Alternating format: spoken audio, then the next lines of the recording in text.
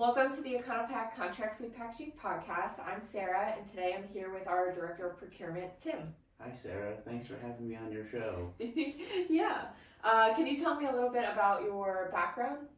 So, I have a background in procurement and purchasing. I've worked for about 16 years in the supply chain world, mostly focusing on food, beverage, and nutraceuticals.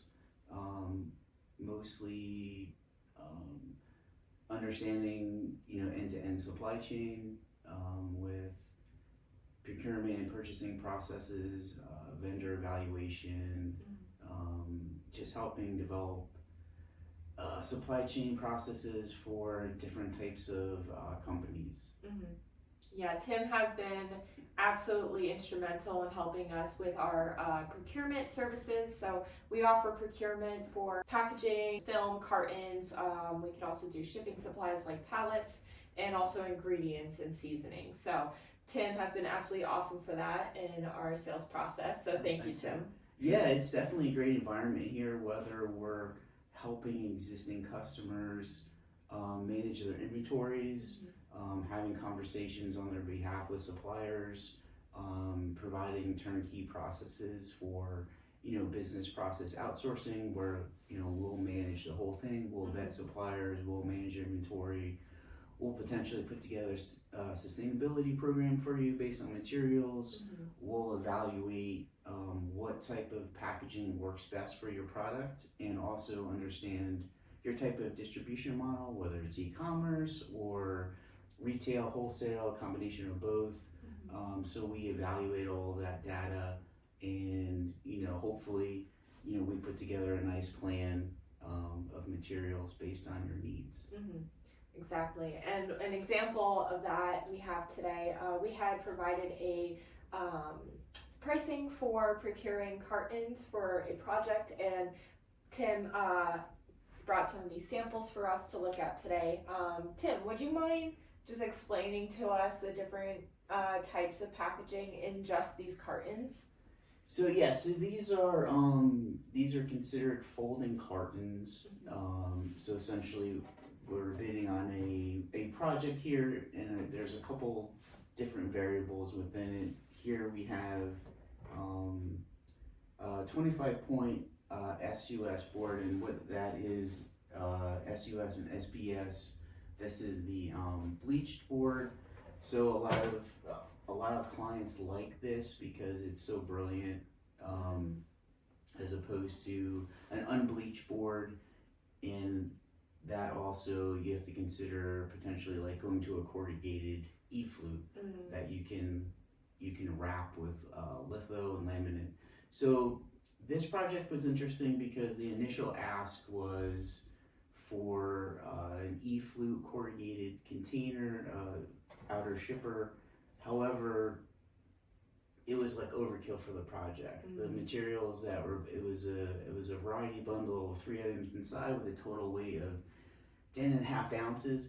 So a lot of what we do is evaluate things like, okay, well, what's the edge crush rating on the box, corrugated versus this, and you can get into a little bit of a value save, by a price point. So these two specific pieces here, this is what we call like a machine glue top versus a tuck top auto bottom. The auto bottom automatically pops out going through the production process. You would need glue for this versus a tuck top. So this is a little bit more efficient, even though it uses an extra material of glue. So that's something to consider too when we think about the types of packaging materials that match up with the type of production we're doing with our equipment. What makes more sense to run it more efficiently based on the customer requirements. So these are the two differences, and we'll go ahead and we'll kind of present some options to see what works best.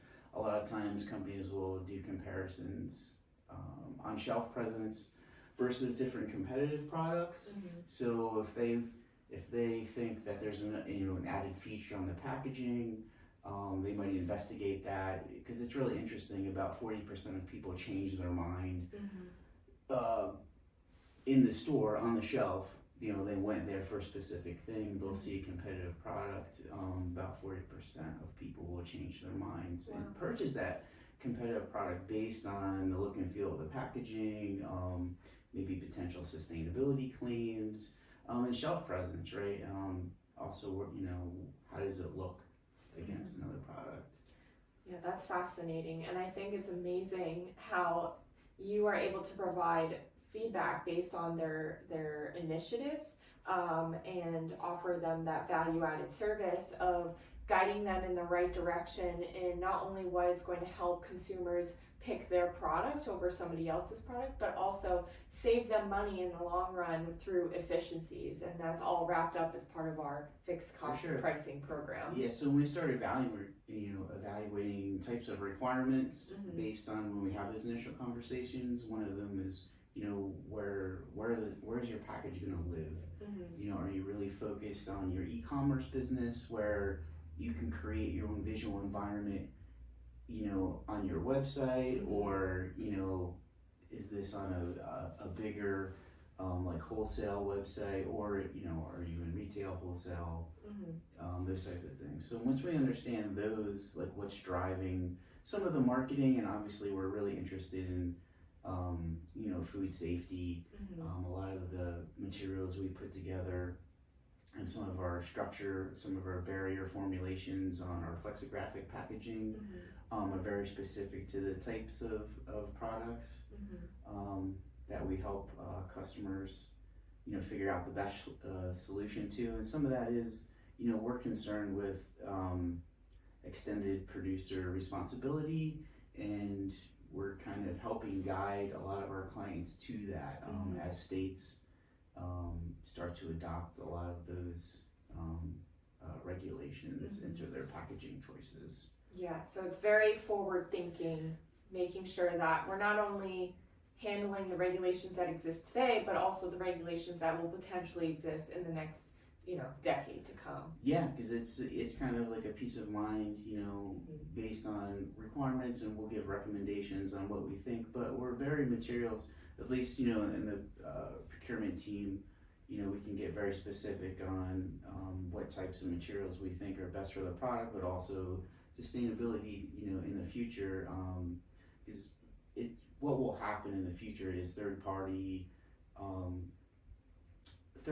will start auditing, you know, types, and this is already happening in the distribution level, as far as like some big box stores and wholesale, as far as Costco. They want to know even what type of dunnage, so what type of pallet materials you are, you know, sending into the distribution centers, and they want to make sure that, you know, you're following the requirements, which, you know, they have some sustainability requirements built in. So we're very aware of that. We work with many different types of distribution models and specific retailers, so we can guide people into making those choices. That's awesome. And again, I mean, that is all wrapped up into one price for our co-packing solution. So contract food packaging, typically for other co-packers, it's variable pricing. It changes from project to project, month to month. When you're with us, it's fixed cost pricing. So you get one cost for your project, your PO, and that includes everything that Tim was talking about, to our efficiencies, to your product and your packaging. So, and we can even work to save you money on the pricing that we provided for you initially. So just a really awesome service. Yeah. Outside the scope of our, you know, our packaging kind of formulations, we procure a lot of raw materials for the actual production.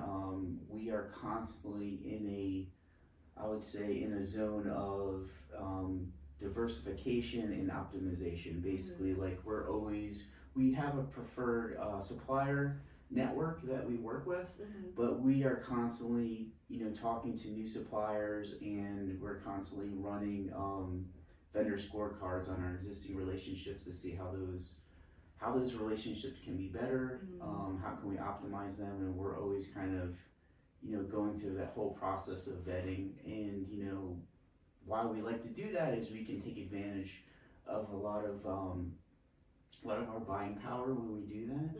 But we'll bring in a new supplier specific for our clients' needs. That makes sense. So we're constantly talking to suppliers and negotiating, and we're also very aware of the commodities market. We do a lot of advanced forecasting to know that raw materials, especially in the packaging world as well.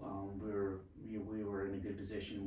We understood what the corrugated market was going to do early in January. We knew there was going to be cost increases because of labor and raw materials. We were able to allocate ahead of time to mitigate some of those cost increases. So that's what we do, and we're constantly developing new relationships based on requirements and needs of our clients. Awesome. Well, thank you so much for joining us today, Tim, and explaining all the amazing work you do for Econo-Pak. And can't wait to chat with you next time. Thanks, Sarah.